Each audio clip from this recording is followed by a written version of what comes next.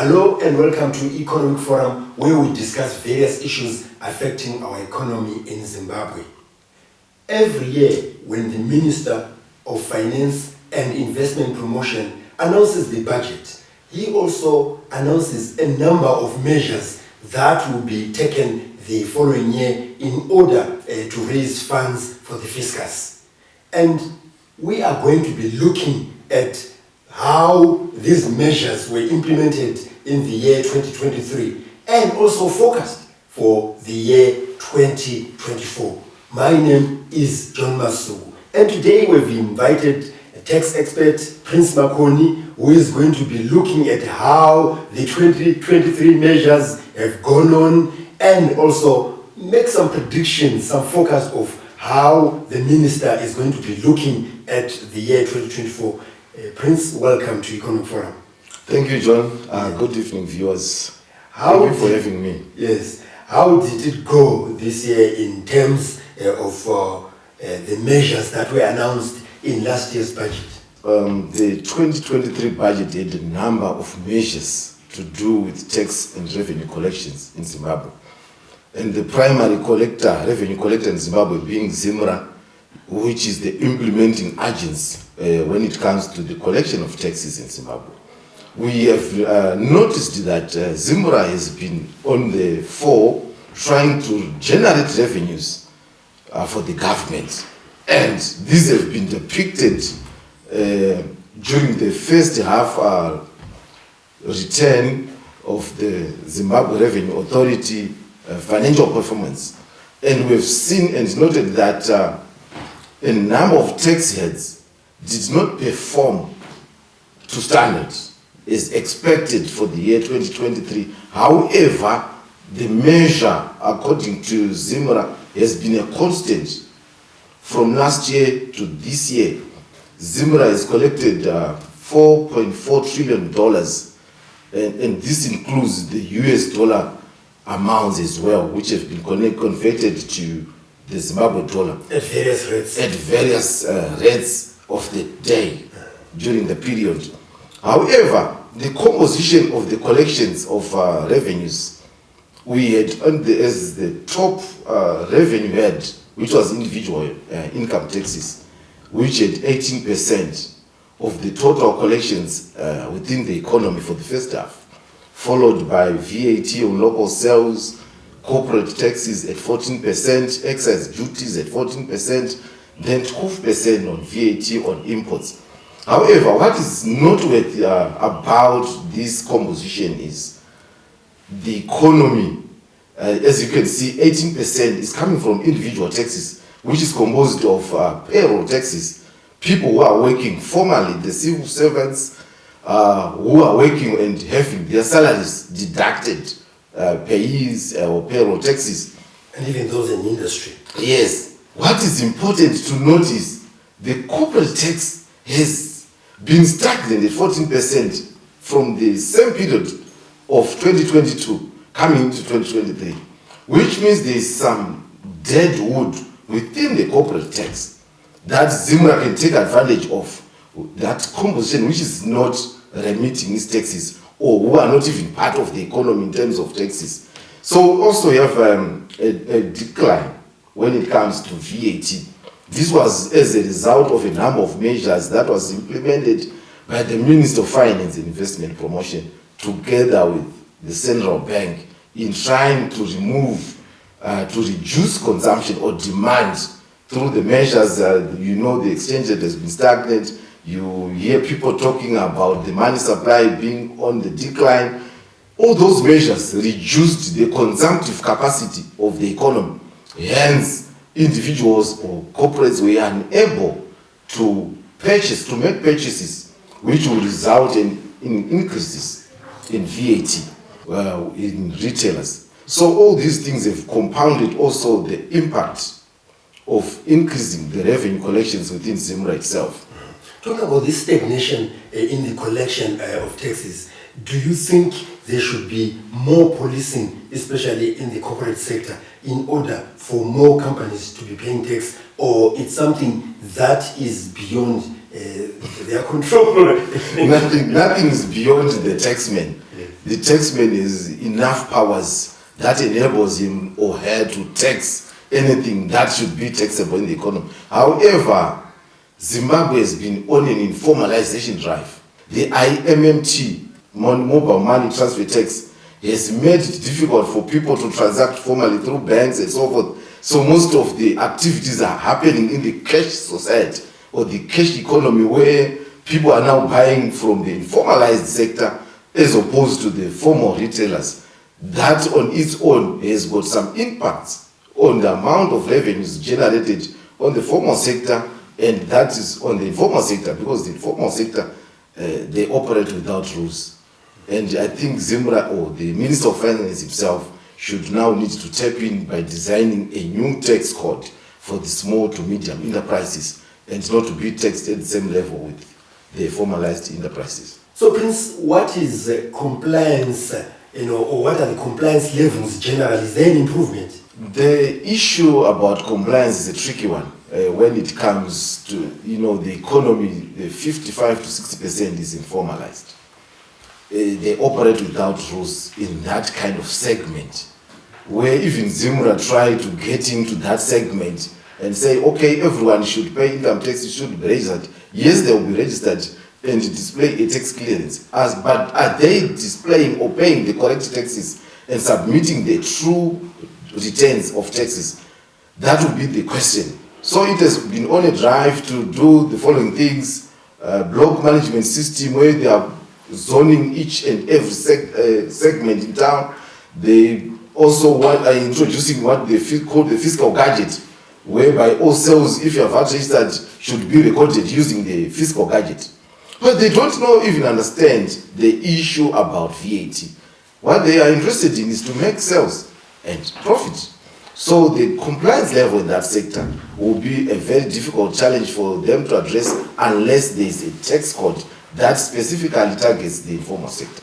As Prince Makoni, a tax expert who is our guest today, and talking about how the 2023 measures have been implemented and some of the hurdles that have been faced, and also is going to be focusing on the 2024 measures by the Minister of Finance and Investment Promotion. So join us in the second segment of Economic Forum.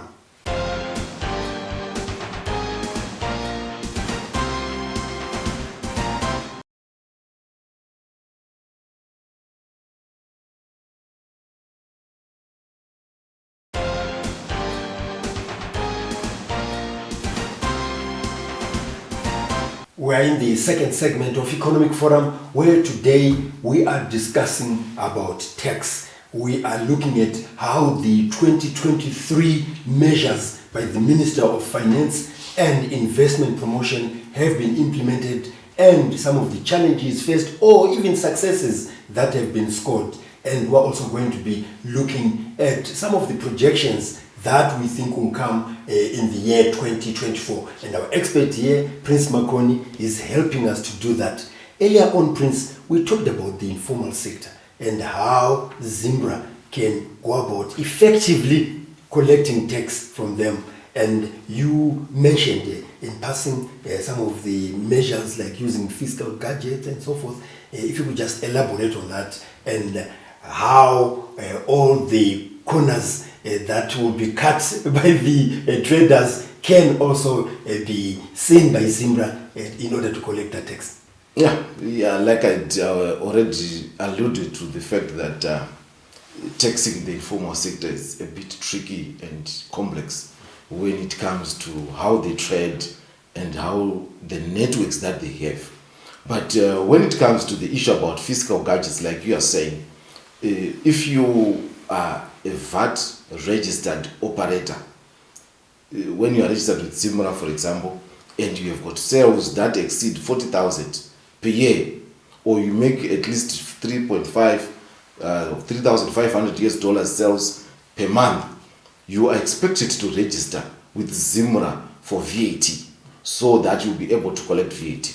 It is at that point that when you are registered for VAT, you now have what you call a fiscal gadget. You now infuse that in your business, so that all your sales, you use that fiscal gadget to record and to issue out receipts.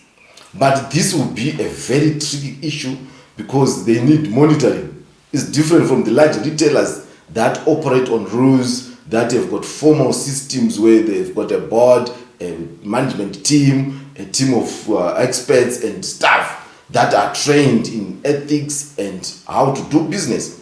But it's like a small business where I'm the owner and I run everything on my own.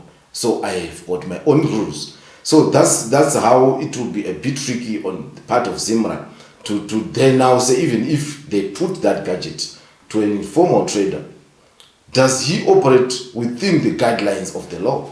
So that would be the question. But however, if they manage to tap into that sector, their revenues will increase. If you are saying 65% of the economy is informalized, so which means the 4.4 trillion partly came from the formalized sector.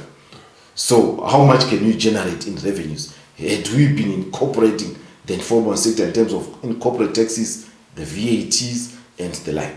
Yes. Since most of the businesses, especially the retail ones, have gone into the tuck shop model, would you have any best practice from elsewhere that Zimra can capitalize on in order to collect enough revenue from these tuck shops? Basically, the most important issue is to incorporate them into the formal economy.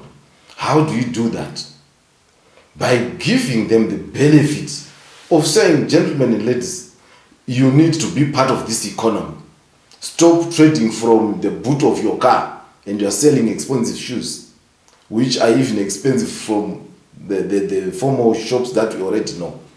So having that system, formalized system, bringing them into the formalized economy, removing unnecessary taxes like the IMMT, the mobile money tax. That one puts away the people who would want to invest or to trade formally. They now want to go sideways. They must have a different tax code. I've always advocated that you cannot tax a huge retailer at 24% on corporate taxes. You will also do the same on an informal trader. The big corporates have got huge deductions when it comes to tax. They benefit from a number of tax benefits which are not applicable to the informal sector. So having a lower and simplified version of taxation of that particular sector would actually induce them to become formalized. How is this playing out, considering that we're still operating in a multi-currency system whereby others can choose that even if they receive their revenue in US dollars, they'll find a way of paying it in the local currency, especially when the rates are low? That one is now an ethical issue. That then comes back to our ethics as a nation, our patriotism as a nation, and the benefits. There's what you call the benefit principle, that what you put in to the tax, what also as a taxpayer you receive as a benefit to yourself. Now, let's go back to the measures that you have been outlining. And one of them is that people like you, who are tax experts, now have to register. And obviously, there was a need to have that situation in place. Tell us about these measures and how they are bearing fruit. The minister, through SI 125 of 2023, introduced these measures that individuals who will be representing taxpayers should be registered with the authority, and Zimra being the licensing authority, where one is expected to be a member of a professional tax body or an accounting body or a law society of Zimbabwe member. So you see, I've been talking about the ethics. So it will be very difficult for someone to submit a false declaration after he has been advised by a licensed or a registered tax agent, because it will also have consequences on my part for giving such wrong information to our taxpayers. That's Prince Makoni, who is our guest today. He's a tax expert and he's helping us to understand how the measures that were implemented in 2023 are progressing, and also we're going to be looking at what to expect in 2024 when the Minister of Finance and Investment Promotion announces the budget. So join us in the third and final segment of Economic Forum.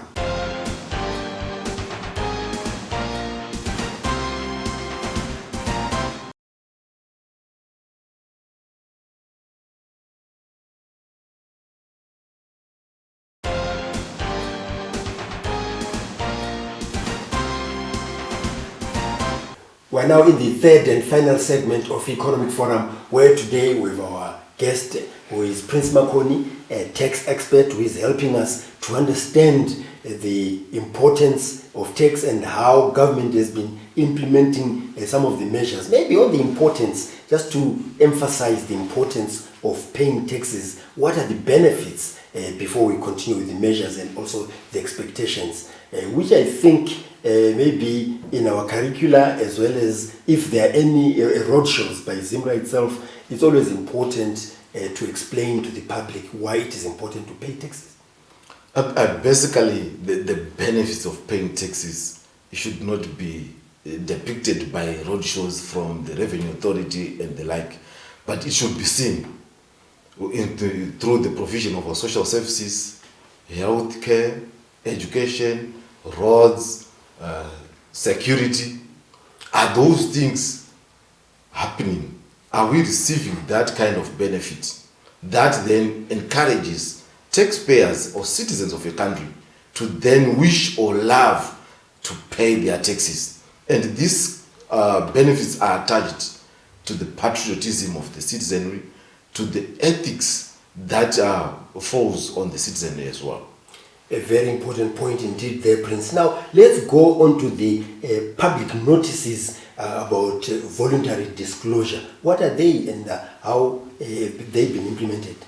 Yeah, the Commissioner of Taxes from time to time issues a public notice to say this thing is happening, we are taking this move, and there are measures to deal with. Of late, the public notice number 55, which was talking about the voluntary disclosure by taxpayers, we include corporates or individuals who did not disclose certain types of incomes they received.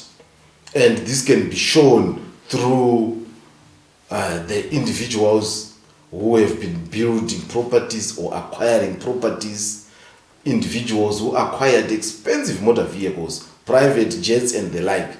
So I would like to touch on the properties aspect. We want to link the informal sector and the number or the growth of properties across the country. If you go across the city, you would find individuals building townhouses, upstairs and the like. So the taxman is saying, where are you getting all this money? So if you cannot get you from the informal sector where you are making money, at least you need to declare on this aspect. So voluntarily come with your declarations and tell the authority that, of course, I omitted this kind of income.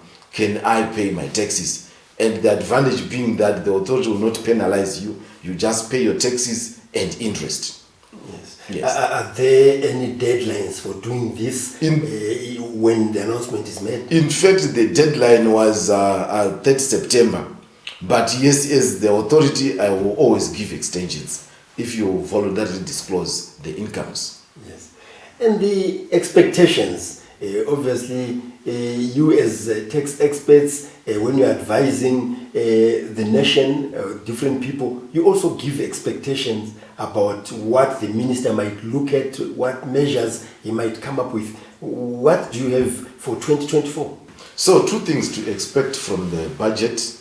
Number 1 is the scrapping of the IMMT tax. Yes, the minister listened and reduced it from 4% to 2%. Now, the advocacy is the complete removal of that tax. It is generating less than 2% from the general tax collections. And it will be wise to encourage taxpayers to do their businesses or transact formally through the banks so that they also need to know who is doing what in the economy. Then number 2 is to have a separate tax code for the small to medium enterprises. That will also encourage this group of taxpayers to fit in the formalized economy. For so long, they've not been part of the economy, paying income taxes or the VATs and the like. So it is time that they are also incorporated into this tax bracket. Another interesting point, this year, 2023, was election year in August. And one would expect that maybe around June, the minister would have announced a supplementary budget in order to fund the elections. But he was able to continue and fund the budget from the money that he budgeted for in 2023. Isn't that unique? Surprising enough. Unlike in other years where the minister would come up with a supplementary budget each middle of the year, but for this year it was surprising. We don't know, but from the Zimra collections, they've exceeded their collections, and we hope and think that the minister's space was fully funded, or he has been borrowing somewhere.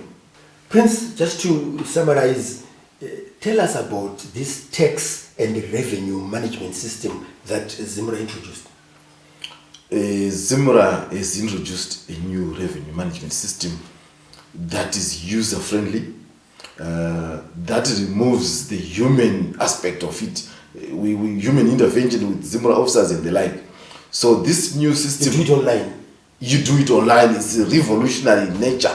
And the most interesting aspect about the system is, once it's live, you do your own returns online. You can actually amend, submit online, make applications online and the like. However, the tricky part that we've been advising our clients or taxpayers is, after it has been launched, this new system will be linked to banks, the registrar of companies, the deeds office, and a number of other entities, in a bid to try and track incomes as they come. So it will be a very interesting season and a very interesting development. So the informalized sector must also fall under this ambit.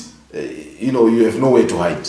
That's Prince Makoni, a tax expert who has been helping us to understand how the measures for 2023, which were introduced during the budget speech by the Minister of Finance and Investment Promotion, were implemented during the year. So what remains is to thank you, Prince, for coming on to Economic Forum. And if you would like to get in touch with us about the issues that we discuss here, you can do so on the numbers that are showing on your screen. You can also engage with us on the social media platforms that are also showing on your screen. If you have missed some of the episodes of Economic Forum, you can actually watch them on our YouTube channel, which is Economic Forum Zimbabwe. So on behalf of Prince Makoni, the tax expert, as well as the production crew, this is John Masugu wishing you happy viewing.